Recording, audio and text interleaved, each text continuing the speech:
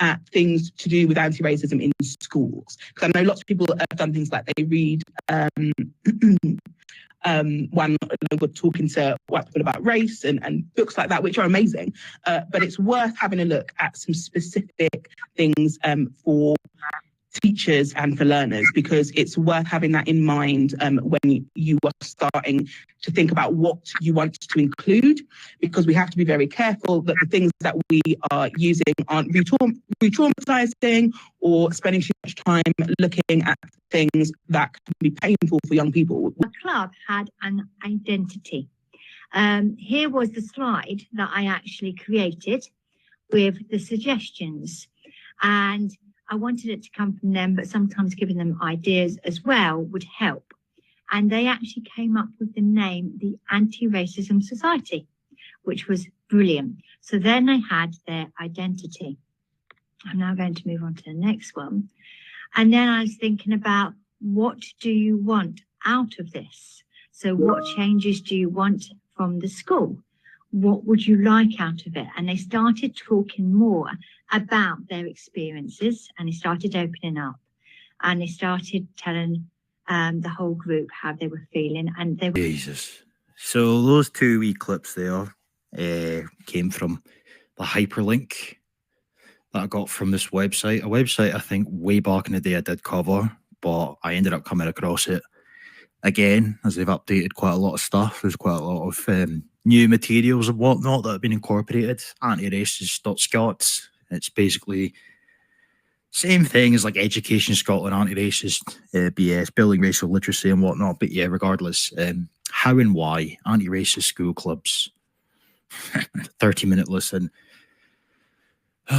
You know, back in the day, I mean, truth be told, I have lost a tiny semblance of confidence in myself in terms of like the fact I used to be able to fire up streams, no bother, and then it kind of would attract a semblance of attention.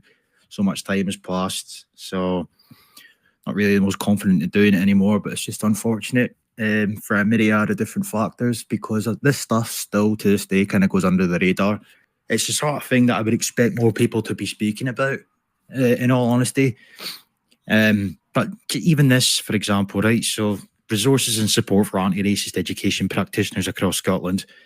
This website provides tools, workshops and ideas to support early years practitioners, which is fucking nursery onwards, right, irrespective, and educators in Scotland to build an anti-racist curriculum responding positively to the diverse needs, I don't know why I said that, can't be.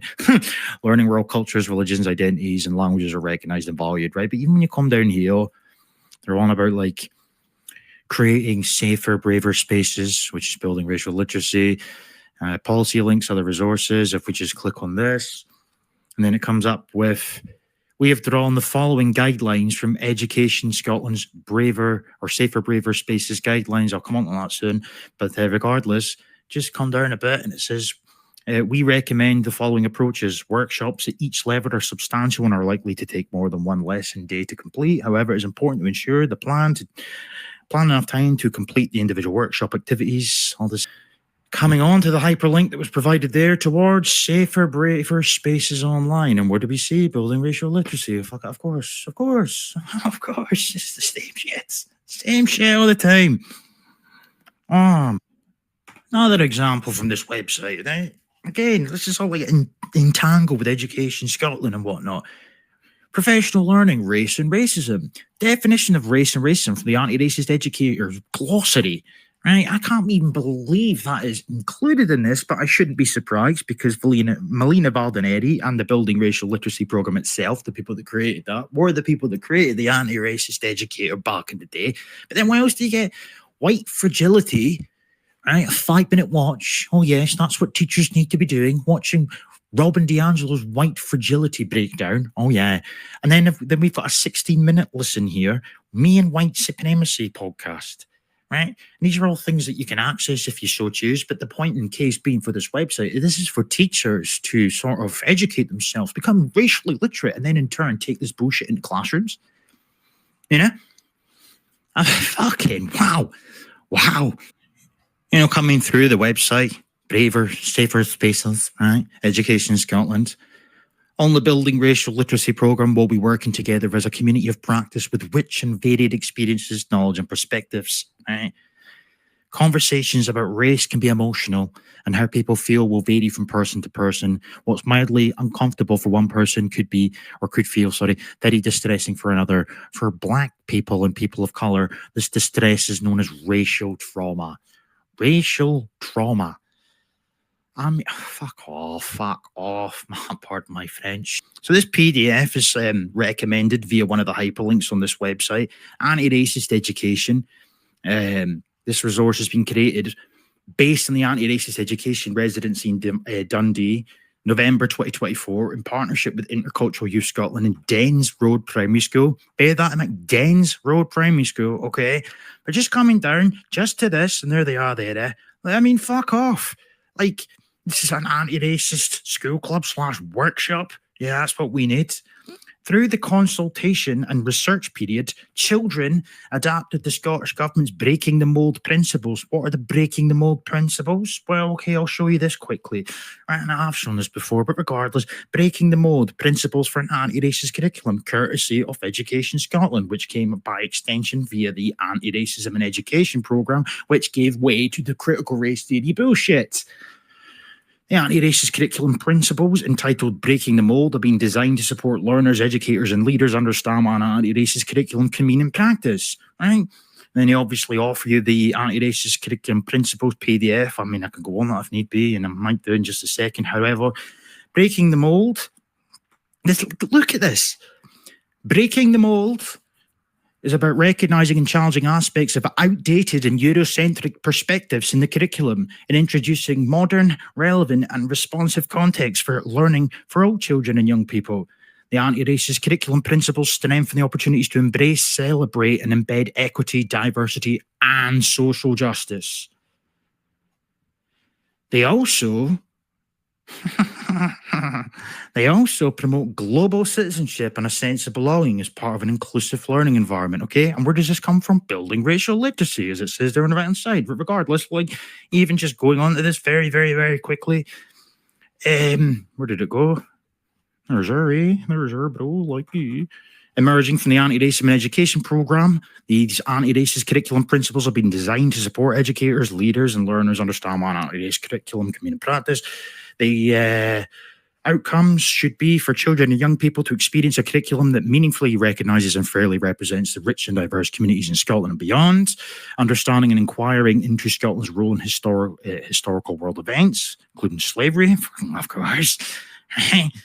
Will be critical thinking global citizens that challenge discrimination, and prejudice through an understanding and awareness of the behaviours, practices and processes that create injustice. We'll learn the difference between individual and systemic racism, right? We'll be supported to reflect on positionality, privilege and power. We'll learn that everyone has the right to be safeguarded from racism and discrimination. I mean, and it goes on. It does go on. Of course it goes on. It never stops. Point being, though, this is where this all fucking stems from. Then it says here that children leading their learning in safe spaces, right? Children have the knowledge to be able to co-design an engaging curriculum, allowing children to understand their rights and to have a say.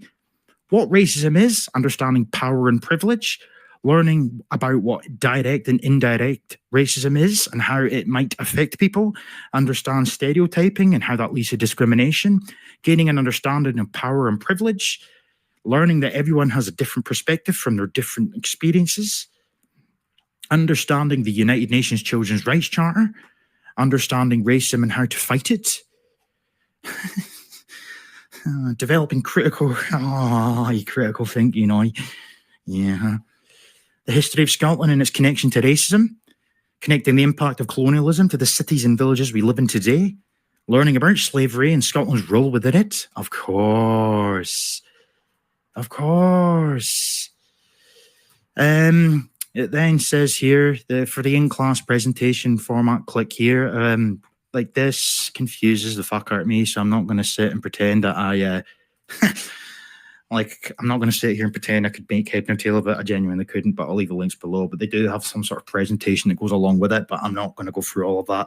Regardless, I'm just going to keep coming down to a section just down here because it goes on and on and on. Bear in mind, this is for children. Of course, I've got it. The child aims to promote an anti-racist approach through specific articles that ensure equal rights for all children, regardless of their race. However, for these rights to be fully realised, the environments in which they are implemented must also be anti-racist. Racism can create obstacles to children's education, safety, and social interactions. Because racism can be ingrained in different settings and systems children are part of, it's not enough to avoid discrimination. We must actively confront it. By adopting an anti-racist approach, we can create an inclusive schools and communities where every child can learn. The following links are to arrange more hyperlinks for you that can be linked to specific UNCR articles. These can be seen as part of a larger anti-racist journey. Article 2, all children have the rights set out in the UNCRC, and the children and young people shouldn't be discriminated against when these rights are realised. I have a right to a name and to belong to a country. Fucking hell. I have the right to be listened to and taken seriously. I have the right to speak my own language and follow my family's way of life. Yes, screw you, integration. No, that's racist. And then it goes on with more examples. Again, this is for children. Aims and outcomes. Anyway, I don't want this video to go on too long. But regardless, I'm just saying that yet again, another example, because this is not that fucking old, this PDF. Like, it's just non-stop, and I don't know. I really don't know what to suggest.